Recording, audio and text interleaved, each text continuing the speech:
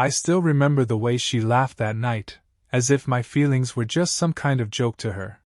"You're just temporary fun until I find someone better," she said with a smirk, tossing her hair back like she owned the world. Her words cut deep, but I didn't let her see my pain. Instead, I walked away silently, leaving her in the middle of the crowded cafe with her friends giggling behind her. Back then, I didn't have much. I was just a regular guy working double shifts to pay my rent and dreaming of a better life. Maybe she saw that and thought I was beneath her. Maybe she thought I would chase after her despite her cruel words. But I didn't. I disappeared from her life that very day. Years passed, and life took me on a journey I never imagined. The world that once felt so heavy on my shoulders started to feel lighter with every small success I achieved. I worked hard, day and night, turning my weaknesses into strengths and my dreams into goals. I didn't realize how far I had come until that day arrived. Standing tall in a crisp suit, I entered her workplace as the guest of honor.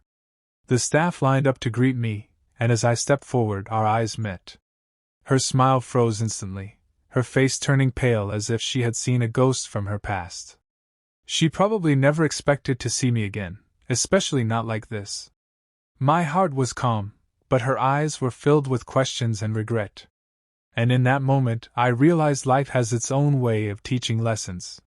But what happened next was something even I wasn't prepared for. She stood there frozen, her hands trembling slightly as she adjusted her name tag. The same girl who once looked down on me now looked like she couldn't even breathe properly. I saw her manager whispering something in her ear, probably telling her to keep herself composed in front of their special guest. As I walked past her, I could feel her eyes following me, filled with shock and confusion. The event was organized to celebrate the company's collaboration with my business. I had been invited as the guest of honor to speak about my journey and share insights on success. While I spoke on stage, I could see her standing at the back, unable to take her eyes off me. My words were about hope, determination, and how people's cruel opinions should never define one's worth. But deep inside, I was thinking about her, about how her words once made me feel so small, and how those same words pushed me to grow beyond her imagination. After the speech, people surrounded me for photos and questions. She kept her distance but didn't leave the hall. It was like she was stuck in that moment, trying to process how the guy she once mocked had turned into someone important enough for her entire company to respect. I could see her eyes filling with tears, but she quickly wiped them away whenever someone looked at her. I wondered if she ever found the better man she was looking for back then. Or maybe life showed her the same harsh reality she once showed me. But I wasn't here for revenge. I was here for my own journey, my own dreams. Still, a part of me wanted to know what she would say if we ever came face to face again. When the event ended, everyone moved towards the dinner hall. I stayed back for a while, taking a moment to breathe. That's when I felt someone standing quietly near me. I turned and saw her looking at the floor, clutching her hands together. For a few seconds neither of us spoke. The silence felt heavy between us. Finally, she whispered, "Can we talk, please?" Her voice was shaky, not like the confident girl I remembered from years ago. I nodded slowly, and we stepped out to the quiet garden area behind the hall. She kept her eyes low, avoiding my gaze. "I never thought I'd see you like this," she said softly. "I didn't even think you'd remember me." Her words sounded filled with regret, but I didn't reply. I just waited for her to continue. She took a deep breath and looked at me with teary eyes. "Back then, I was young and stupid. I thought life was about finding someone who could give me everything easily. I didn't realize people like you, people who work hard for their dreams, are the real strong ones." For a moment, I saw the girl behind the arrogance. Someone tired, broken, and full of regrets. But I also noticed the ring missing from her finger. She must have been married, or engaged at least, at some point. I wondered what had happened. She noticed me looking at her hands and quickly hid them behind her back. "Life didn't turn out the way I thought," she said, almost as if she was talking to herself. "The people I thought were better, they left me when I lost everything." I could feel her pain, but I stayed quiet. This wasn't the time to ease her guilt. The tension between us grew stronger as I wondered what she wanted from me now. She stood there, wiping her tears quickly as if she didn't want me to see her weakness. But her voice betrayed her pain. "I know I don't deserve to even talk to you after what I said back then," she whispered, looking away at the dark sky. "But when I saw you today, standing there so confident and respected, it made me realize how many wrong choices I've made in my life." Her words felt heavy, but I didn't respond. I just kept watching her, wondering why she was opening up to me now after all these years. She took a step closer, her eyes pleading. "Do you hate me?" she asked suddenly, her voice breaking. I could see she wasn't the same proud girl anymore. Life had changed her. But I stayed silent, letting the question hang in the air. She continued, her words trembling. "After you left, I dated a man who promised me everything. I thought he was better. But he used me and left me when I lost my job. Since then, I've been working here, trying to rebuild my life." There was a deep sadness in her eyes. The girl who once laughed at me now stood in front of me with broken dreams. "When I saw you today," she said again, "I realized you were the better one all along. You're the man I should have chosen." Her words made my chest tighten, but not out of love or sympathy. It was a strange feeling, a mix of pain, anger, and deep calmness. Before I could reply, her manager called her back inside. She wiped her eyes, gave me one last look filled with desperation, and walked away. As I watched her leave, I knew this moment was only the beginning of what was about to come. I stood there for a while, watching the garden lights flicker softly in the evening breeze. Her words echoed in my mind, but I forced myself to focus on why I was there in the first place. Just as I turned to go back inside, my phone buzzed. It was an unknown number. I hesitated before answering, but when I picked up, a familiar voice spoke on the other end. "Sir, I apologize for disturbing you, but I need to inform you urgently," said my assistant from my company's branch office. "We've discovered a potential fraud in the recent contract proposals submitted by this company." My heart skipped a beat. "What do you mean?" I asked, lowering my voice. He explained that while reviewing the partnership documents, they found missing payments and forged approvals under someone's name within their management team. My mind immediately raced.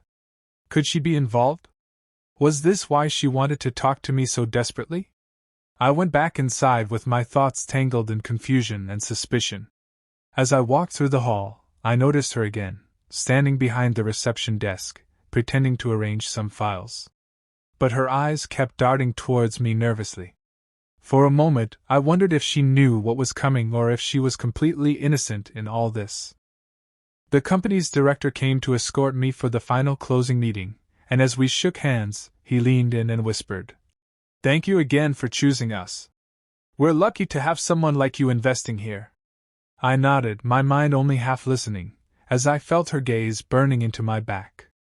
Everything was changing so quickly. The girl who once broke my heart was now standing at the center of a possible scandal. I knew the truth would come out soon, but I wasn't ready for what it could mean for both of us. The closing meeting began, and everyone gathered in the boardroom. I sat at the head of the table, listening as their finance head presented the final reports. But all I could think about was the call I had received moments ago. When they finished, I cleared my throat and looked around the room.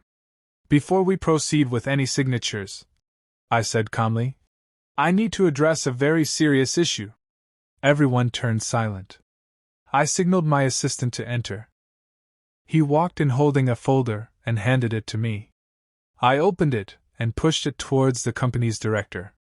"These are proof of forged approvals and missing payments in your contract files," I said firmly. The director's face turned pale as he flipped through the papers, his hands trembling slightly. Then, he called out her name. She entered slowly, her eyes darting around nervously. "Do you know anything about this?" he asked her sharply. She shook her head, tears forming instantly. "No, sir, I swear. I didn't do anything," she cried, looking at me as if begging for help. But before anyone could say more, my assistant spoke up, pointing to one of the documents. Sir, the approval ID and digital signature match her login credentials. The room fell silent. She dropped to her knees, sobbing, saying she was forced to do it by her ex who threatened her with personal videos and messages. Everyone looked at her in shock. I felt anger and pity mixed in my chest. The director asked security to escort her out for investigation. As she was being taken away, she looked back at me, eyes full of pain. I didn't want this. I just wanted to survive, she whispered. I thought everything was over, but just then, my assistant leaned closer and said something that froze my blood. Sir, her ex is the owner of your competitor company. They planned everything to ruin you. I sat there frozen, trying to process what my assistant had just said. Her ex, the man who once promised her everything and then destroyed her life, was now trying to destroy mine too. The room felt heavy with silence as everyone waited for my reaction. I took a deep breath and looked at the director. We need to cancel all contracts immediately until a full investigation is done, I said firmly. He nodded without a word, clearly shaken by what had just unfolded. Security took her away for questioning, but before she left, she turned back one last time. Her eyes were filled with tears and pain. I'm sorry, she whispered softly, her voice breaking. For a moment I saw the girl I once knew, young, proud, and unaware of how cruel the world could be. Life had taught her lessons in ways she never expected, just as it taught me mine. Later that evening, as I sat in my car looking out at the city lights, I thought about everything that happened. She had betrayed me once, but life had betrayed her in return. I didn't feel happy seeing her fall. I only felt a strange emptiness, knowing how deeply broken some people can become when they choose the wrong paths for the wrong reasons. My assistant broke the silence. Sir, should we file charges against her and her ex? He asked carefully. I paused for a while before replying. Yes, against him. But let her go after investigation confirms her part. She's already lost everything. I think that's enough punishment for someone who never valued what she had. As the car drove away from the building, I felt a sense of peace within me. Life had come full circle. I was no longer the boy she laughed at. I was now a man strong enough to forgive, wise enough to see beyond revenge, and focused enough to keep building my dreams. In the end, people may treat us like we're temporary, but their words don't define our worth. Only we can choose who we become. As I looked out at the night sky, I realized one simple truth: success tastes best when it comes with a calm heart, leaving the past behind as nothing more than a lesson.